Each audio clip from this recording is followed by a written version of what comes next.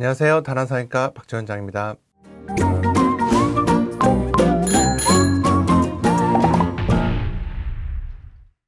요즘에 여성 탈모분들이 참 많죠. 너무 많이 늘었어요. 근데 이 여성 탈모, 이 정수리 부분에 탈모가 왔을 때 크게 두 가지 갈림길이 있습니다. 두피 문신이냐 모발이식이냐. 물론 둘 다 궁극적으로 하면 가장 좋고, 결국에는 이제 많은 분들이 둘 다 해야 되는 경우들이 상당히 많긴 합니다. 그런데 둘 중에 어느 하나를 어떻게 기준으로 삼아서 어떻게 선택할 것인가, 요거를 말씀드릴까 해요. 여기에는 여성 탈모 환자분들은 필수적으로 시청하시는 것이 좋겠고, 최초 공개되는 내용도 있기 때문에 잘 주의 깊게 들어주시기 바랍니다. 자, 여성 탈모 환자를 이렇게 위에서 내려다보면 이렇게 가르마 부위가 머리카락 사이로 보이는 두피 비침의 양이 상당히 증가하게 됩니다. 자, 두피 비침에 대해서 알아볼게요. 탈모가 진행되면 먼저 머리카락이 그냥 빠지지 않습니다. 두께의 감소가 먼저 일어나고요. 두께가 어느 정도 상당히 감소가 되고 나면 그 다음부터 밀도 감소가 일어납니다. 그러다가 두께 감소가 엄청 얇아지면서 밀도가 많이 감소하게 되고 나중에는 완전히 탈모가 되게 되는 것이죠. 밀도는 떨어져 있지 않지만 두께 감소가 주로 일어난 시기에는 모발의 두께를 증가시키는 치료를 해야겠죠. 그래서 이런 경우는 모발이식 수술에 적응증이 되지 않습니다. 이 경우에는 주로 약물 치료를 해서 모발을 더 튼튼하게 해주거나 레이저 치료를 한다거나 두피 케어 이런 거를 해주거나 아니면 두피 문신이 좋은 효과를 보일 수 있습니다. 근데 밀도까지 감소가 되어 있다면 이때는 추가적으로 모발이식 수술을 고려할 수 있게 됩니다. 그래서 두께 감소냐 밀도 감소냐, 이거를 먼저 의사가 보고 판단을 해서 결정을 해주는 것이 필요합니다. 환자분들은 이 두피 비침이 증가했다는 사실만 알지, 이게 두께의 감소로 인한 것이냐 밀도의 감소로 인한 것이냐 둘 다 있느냐, 감소했다면 어느 정도나 있느냐를 판단하시지 못해요. 그래서 그 부분은 의사가 이제 확대경이나 이런 걸로 두피를 체크해서 이거를 진단을 해서 문신이냐 약물 치료냐 모발이식이냐, 이 갈래길에서 방향을 정해주는 것이죠. 자, 그다음에 또 다른 관점에서 보면 여성 탈모이신 분들을 두 가지의 이제 관점에서 볼 수 있어요. 하나는 정면에서 바라보는 모습과 다른 하나는 위에서 내려다본 모습으로 볼 수 있습니다.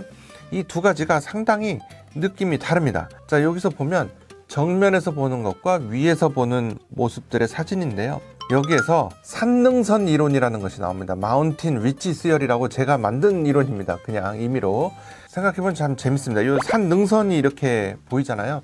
능선이 이렇게 있고 나무가 있는데, 나무가 많이 빠지게 되면 지금 이 사진을 보시면 산능선에 그 윤곽선이 이렇게 보이죠. 나무가 빽빽하면 이 윤곽선이 보이지 않을 거예요. 근데 이거를 개념도를 제가 한번 그려보겠습니다. 자, 이렇게 산능선이 있습니다. 산능선이 마치 우리가 뭐랑 같냐면, 자, 아까 위에서 봤던 정면 사진 있잖아요. 정면 사진에서 두개골, 머리뼈가 이 윤곽이랑 같은 거죠. 그리고 그 위에 나 있는 나무가 머리카락과 같습니다.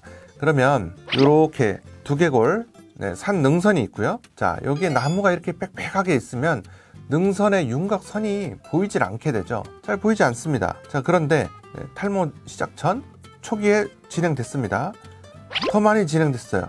자, 여기 보면 가르마 있는데 보면 이렇게 능선의 윤곽선이 나무로 뒤덮여지지 않아서 능선이 딱 온전하게 그 윤곽 형태가 보이는 지점이 보이게 되죠. 자, 보이시죠? 여기를 산능선이 노출됐다 라고 제가 이제 이렇게 표시를 해놨죠. 요거를 환자분 사진으로 보면 이렇게 보이는 거죠. 저 능선이 보이는 경우가 있죠. 요 사진에서도 산 능선이 노출되면 어떻게 해야 되느냐, 요 상태라고 했어요. 저 능선이 보이잖아요.